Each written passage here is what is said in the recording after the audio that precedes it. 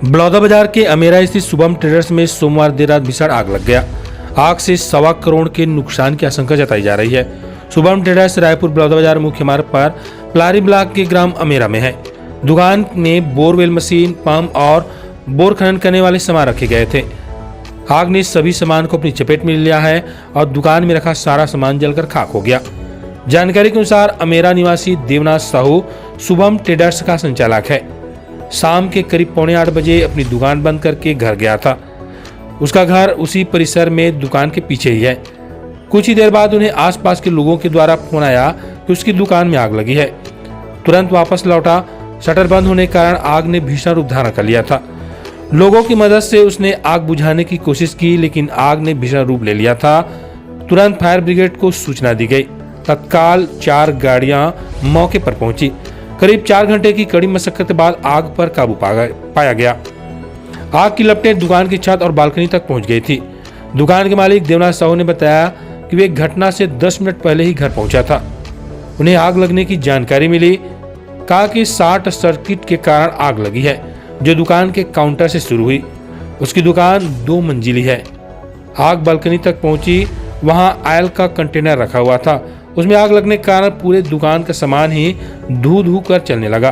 देवनाथ साहू ने कहा है कि उन्होंने दुकान की शटर खोलने की कोशिश की, लेकिन वक्त पर चाबी ही नहीं मिली। बाद में उन्होंने जैसे तैसे का शटर खोला। तब तक आग पूरी 2 मंजिला दुकान में फैल चुकी थी।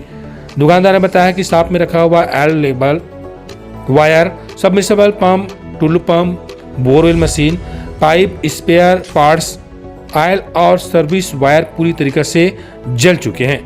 प्लास्टिक और ऑयल का सामान होने के कारण आग काफी तेजी से फैली, जिसे कंट्रोल करने के लिए 4 घंटे लग गए।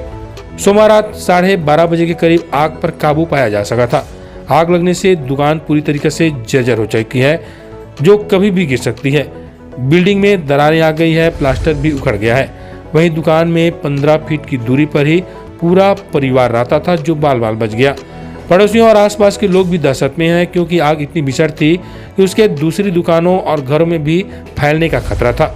हालांकि कोई अनहोनी और जनहानि नहीं हुई है। पीड़ित दुकान संचालक देवनाथ साहू ने बताया कि वो केवल 80,000 रुपए नगद बचा पाया है। बाकी 1.25 करोड़ से ज्यादा का सामान जल गया है। उन्हें सामान का बीमा नहीं कराया था, जो उसके लिए एक बड़ा झटका है। उन्होंने कहा कि सभी भूखे प्यासे रात भर जागते रहे। अब पता नहीं नुकसान की वे किस तरह से भरपाई करेगा। सबसे ज्यादा 100 से अधिक सबमर्सिबल पंप थे, जो जल चुके हैं।